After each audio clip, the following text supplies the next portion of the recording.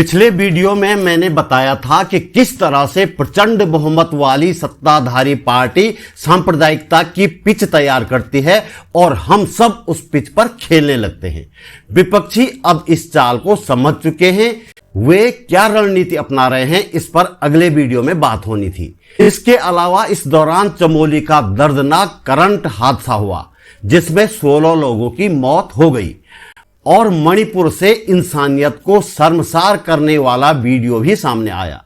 स्वास्थ्य संबंधी कारणों से मैं इस स्थिति में नहीं था कि इन घटनाओं पर वीडियो बनाता। कुछ राहत मिली तो आज ये वीडियो बना रहा हूं, लेकिन इस वीडियो में इनमें से किसी घटना का जिक्र नहीं है।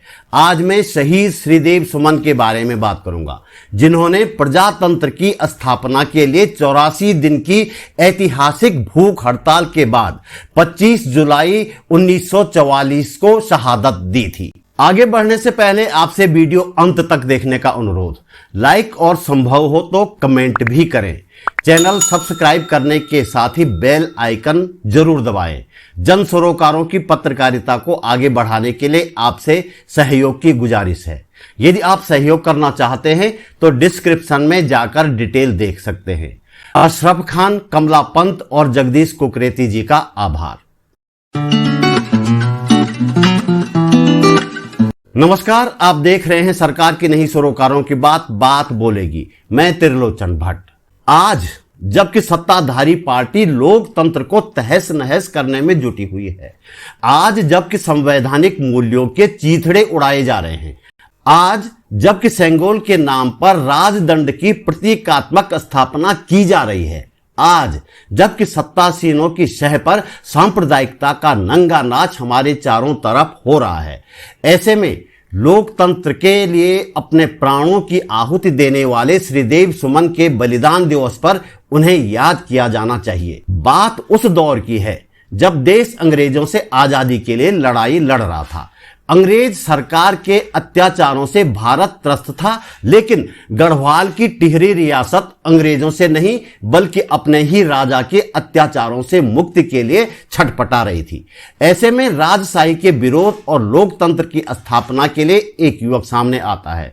नाम है श्रीदेव सुमन, जो राजा की जेल में अमानवीय अत्याचारों को सहन करते हुए 84 दिन की भूख हड़ताल करता है। 84वें दिन यह युवक बेशक अपनी जान की बाजी लगा देता है, लेकिन टिहरी राजशाही की चूलें हिल जाती हैं। श्रीदेव सुमन की शहादत बेकार नहीं जाती। 11 जनवरी 1948 को, यानी भारत की आजादी के करीब 7 महीने बाद, टिहरी में लोकतंत्र की स्थापना के लिए कीर्तिनगर में 2 और युवाओं को शहादत देनी पड़ती है। उनके नाम है नागेंद्र सकलानी और मोलू भरदारी। इन दोनों की शहादत टिहरी राजशाही की अर्थी की आखिरी कील साबित हुई। दोनों शहीदों की दुनिया की सबसे लंबी शव यात्रा निकली। 3 दिन बाद शव यात्रा टिहरी पहुंची। दोनों शहीदों के अंतिम संस्कार के बाद टिहरी के राजा को अपदस्थ कर दिया गया। प्रजामंडल की अंतरिम सरकार बनी और 1 अगस्त 1949 को टिहरी का भारतीय संघ में विलय हुआ। इस तरह श्रीदेव सुमन, नागेंद्र सकलानी और मोलू भरदारी की शहादत काम आई। अब एक नजर श्रीदेव सुमन के जीवन और संघर्षों पर। श्रीदेव सुमन का जन्म टिहरी गढ़वाल के जौल नामक गांव में 25 मई 1916 को हुआ था। पिता हरिराम बडौनी जाने माने वैद्य थे और माता तारा देवी गृहिणी। श्रीदेव सुमन का बचपन का नाम था श्रीदत्त बडौनी। 1919 में हैजे के दौरान लोगों का उपचार करते हुए पिता की मृत्यु हो गई। माता के प्रयास से उन्होंने पढ़ाई शुरू की। अपने गांव से लेकर देहरादून और फिर पंजाब विश्वविद्यालय में शिक्षा ली। 1937 में सुमन सौरभ नाम से अपनी कविताएं छपवाई। इसी वर्ष गढ़देश सेवा संघ की स्थापना की, जो बाद में हिमालय सेवा संघ बना। इसी के साथ श्रीदेव सुमन की सामाजिक और राजनीतिक क्षेत्र में सक्रियता बढ़ गई। 1939 में देहरादून में टिहरी राज्य प्रजामंडल की स्थापना हुई और श्रीदेव सुमन संयोजक मंत्री बनाए गए। अगस्त 1942 में जब भारत छोड़ो आंदोलन शुरू हुआ तो उन्हें देवप्रयाग में गिरफ्तार किया गया। पहले मुनिकीरेती, फिर देहरादून और अंत में आगरा जेल भेजा गया। 19 नवंबर 1943 को जेल से रिहा किए गए।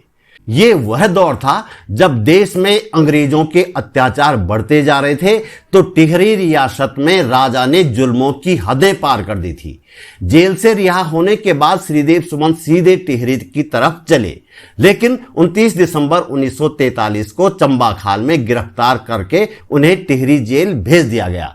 जेल में उनके साथ हर तरह के अत्याचार किए गए, लेकिन वे झुके नहीं, न माफी मांगी।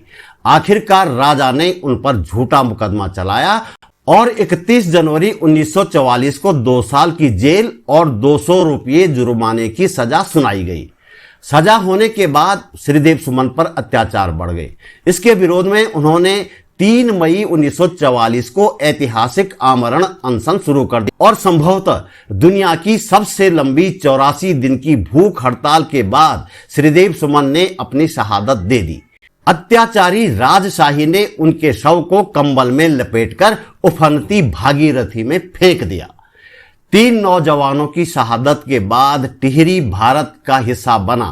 उम्मीद की जा रही थी कि खुद को बोलांदा बद्री यानी कि साक्षात बद्रीनाथ बताकर करीब 200 वर्षों तक प्रजा पर अत्याचार करने वाले राजा और उनके वंशजों को टिहरी की जनता हाशिए पर धकेल देगी, लेकिन ऐसा नहीं हुआ। भारत के संसदीय इतिहास में परिपूर्णानंद पैन्योली और कुछ समय के लिए विजय बहुगुणा को छोड़ दिया जाए तो हमेशा टिहरी संसदीय क्षेत्र का प्रतिनिधित्व टिहरी के पूर्व राजा या उनके वंशज ही करते रहे हैं। तो दोस्तों, इस वीडियो में इतना ही। इस वीडियो को बनाने के लिए प्रेरित करने के लिए चेतना आंदोलन और उत्तराखंड इंसानियत मंच का आभार। जल्दी मिलते हैं एक और वीडियो के साथ। नमस्कार।